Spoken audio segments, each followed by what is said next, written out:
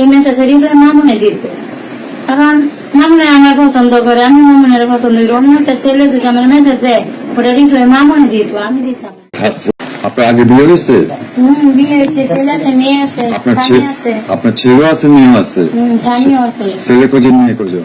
এক ছেলে মেয়ে বিয়ে দিয়েছে, 2 নাতি আছে। ছেলে আছে 12 বছর বয়স, মাঠে 7 করে 10 পারা হাফেজ। 10 পারা হাফেজ?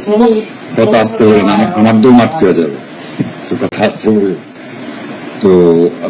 আগের সংসার কি কারণে ভেঙে গেল? একজন বিবাহিত নারী কিভাবে অন্য এক পুরুষের সঙ্গে ঘনিষ্ঠ সম্পর্কে জড়িয়ে পড়লেন, এমন একটি ঘটনা নিয়ে এলাকায় আলোচনা তৈরি হয়েছে। ওই নারীর আগের সংসারে স্বামী, সন্তান এবং পারিবারিক জীবন ছিল, কিন্তু পরবর্তীতে তার পরিচয় হয় মামুন নামের এক ব্যক্তির সঙ্গে। জানা যায় ওই নারী তার বাসার পাশের একটি দোকানে ফোন ঠিক করাতে গেলে মামুনের সঙ্গে তার পরিচয় হয়। সংসার ভাঙে না, সংসার ঠিকই ছিল। মামুনের সাথে ওনার কথা উনি বলে তো আপনি এটা ফালান না, কথা বলেন, অসুবিধা নেই।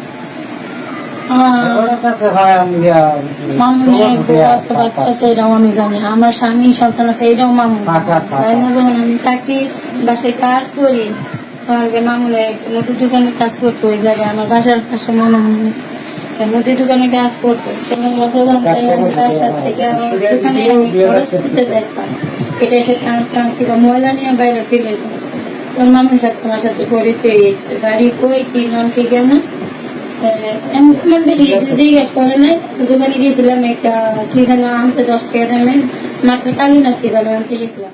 ফোন ঠিক করার পর মামুন তার মোবাইল নম্বর রেখে দেন। এরপর ফোনে তাদের নিয়মিত কথা বলা শুরু হয়। ওই নারীর দাবি, প্রথম দিকে তাদের কথাবার্তা ছিল সাধারণ বিষয় নিয়ে। তিনি রাতে কাজ শেষে ঘরে ফেরার পর দীর্ঘ সময় ফোনে কথা বলতেন। কয়েকদিন এভাবে কথা বলার পর ধীরে ধীরে তাদের মধ্যে ঘনিষ্ঠতা তৈরি হয়। আমার ফোনটা নষ্ট, আমি কিন্তু ফোন সম্বন্ধে কিছু বুঝি না। তো আমার ফোন নষ্ট হয়ে গেছে, মানে হোয়াটসঅ্যাপ নষ্ট হয়ে গেছে, আমি বুঝি না। না বুঝার কারণে আমার বাড়ির কাছে মনে করেন রাস্তা পরিষ্কার করতেছে বলো দিয়ে। আমি ওটা বলছি যে ভাই আপনি কি বাঙালি? উনি বলছে হ্যাঁ আমি বাঙালি। আমি বলছি ভাই আমি তো ফোন সম্বন্ধে কিছু বুঝি না, আমার ফোনটা কি সমস্যা, আমার ফোন একটু ঠিক করে দেন তো। উনি পারবে কি পারবে না এরকম কিছু বলে নেই না, বলে উনি ফোনটা নিয়ে গেছে, নিয়ে যে মামুন সাহেবের কাছে দিচ্ছে। দেওয়ার পরে উনি কি করছে, উনি ঠিক করে দিয়েছে, ঠিক আছে উনি সব খালে বুঝে ঠিক করে দিয়েছে। দেওয়ার পরে উনি আমার নাম্বারটা রেখা দিচ্ছে, নাম্বারটা রেখা দিয়ে বলে রাত্রে আমার কল দিচ্ছে। কল দিলে আমি সালাম দিচ্ছি, এটা আমার উপরে বসে ফোনটা ঠিক করে দিচ্ছি, কিন্তু মামুনের তো আমি জানি না, আমি পাচ্ছি ওর গলো দিয়া ভাই। তবে পরবর্তীতে তিনি জানতে পারেন মামুনেরও সংসার ও সন্তান রয়েছে। অন্যদিকে মামুনও জানতেন যে ওই নারীর স্বামী রয়েছে। তারপরও তাদের মধ্যে যোগাযোগ অব্যাহত থাকে বলে তার বক্তব্যে উঠে আসে। আমি বলছি ভাই ভালো ফোনটা ঠিক করে দিন আপনার জন্য। হ্যাঁ, যে আগে ফোন দিচ্ছেন সে আমি না, আমি সে দোকানদার যার কাছ থেকে বিকালবেলায় খরচ করছেন আমি সে, আমি যার কাছে ফোন দিচ্ছেন সে। আচ্ছা যাই হোক, ফোন ঠিক করা হয়েছে,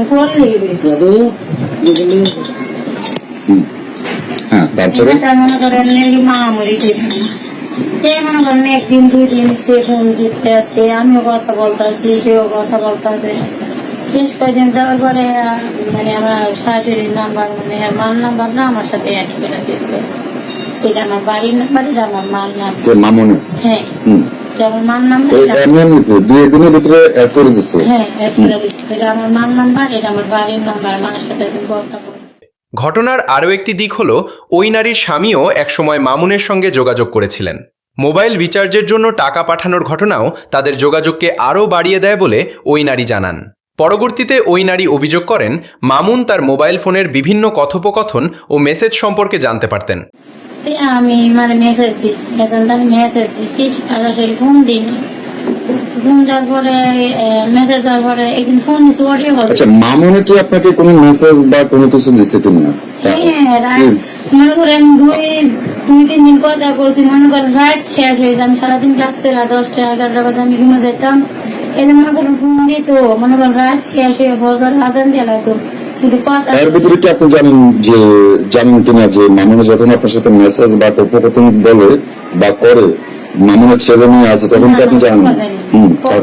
হ্যাঁ পরে মনে করেন রাত্রে সেটা তো সেই কথা বলতে আমি যদি বলতাম যে সকালে তো আমার কাজ আছে ওইটা কাজ করতে দেবো দেখো ইয়া করো এই ফোনটা রাইখা দিই আরে কি রাইখা দিই ঘুমায় মানে সারাদিন হইতে আছে কাজ তো করবো ঘুমাই বা ঘুমায় মানে এইগুলাই বলছে আর এরকম করে বেশ কয়েকদিন চলছে চলার পরে মনে করেন পরে জানতে পারছি মনে 2-3 মাস পরে যখন আমার সাথে কথা বলছে করেন কিন্তু হে প্রথমে জানতো আমার স্বামী আছে বা আমার স্বামী হেরে বলছে যে ফাতেমা আমার কথা বলছে যে বলে এমবি নাই আমি যদি পারেন একটু ব্যবস্থা করে ফাতেমার এমবিটা বইরা দেয় টাকাটা আমি দিয়ে দিব। আপনার স্বামী বলছে? আমার স্বামী মামুনরে বলছে। মামুনরে বলছে মামুন আবার একটা সিমও কিনা আমারও দিয়েছে। মামুনের নাম্বার পাবে কই আপনার স্বামী? ওদের বিকাশে টাকা পাঠাইছে বাড়ি। মামুনের বিকাশ থেকে? হ্যাঁ মামুনের কাছ থেকে বিকাশে বাড়ি। ওই দেশের বাংলাদেশে। এমনকি অন্য কেউ তাকে মেসেজ দিলে মামুন বিষয়টি জানতে পারতেন বলেও তিনি দাবি করেন। এক পর্যায়ে ওই নারী স্বীকার করেন যে মামুন তাকে পছন্দ করতেন এবং তিনিও মামুনের প্রতি আকৃষ্ট হয়ে পড়েন। ধীরে ধীরে তাদের সম্পর্ক আরও গভীর হয়। বাংলাদেশে আমার হাজবেন্ডের কাছে টাকা পাঠাইছি। আমার হাজবেন্ডের নাম মামুনের কাছে আছে। মামুন তো মনে করেন একটা হেকার। প্রথম যেদিন আমার ফোনটা অর্ডার গেছে ওই দিন থেকে মামুন আমার মোবাইলটা হ্যাক করে লাইছে। আমার স্বামীর সাথে কি বলতাম, আমার মেয়ের সাথে কি বলতাম, আমার ছেলের সাথে কি বলতাম। একটা সম্পর্ক হয়েছে না না মানে মামুন এগুলো শুনতে পাইতো। আমার কেউ মেসেজ দিলে আমি কেউ মেসেজ দিলে এই মেসেজের রিপ্লাই মামুনে দিত।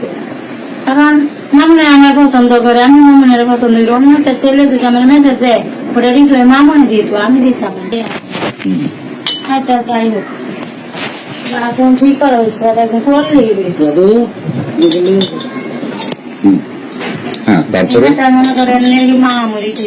তবে কেন তিনি নিজের সংসার ছেড়ে ওই ব্যক্তির কাছে চলে গেলেন সেই প্রশ্নই এখন সামনে এসেছে। তার বক্তব্যে সম্পর্কের শুরু, নিয়মিত যোগাযোগ এবং পরবর্তীতে তৈরি হওয়া ঘনিষ্ঠতার বিষয়গুলো উঠে এলেও ঘটনার সব দিক স্বাধীনভাবে যাচাই করা হয়নি। একদিন 2 দিন স্টেশন দিতে আসছে, আমিও কথা বলতেছি, সেও কথা বলতেছে।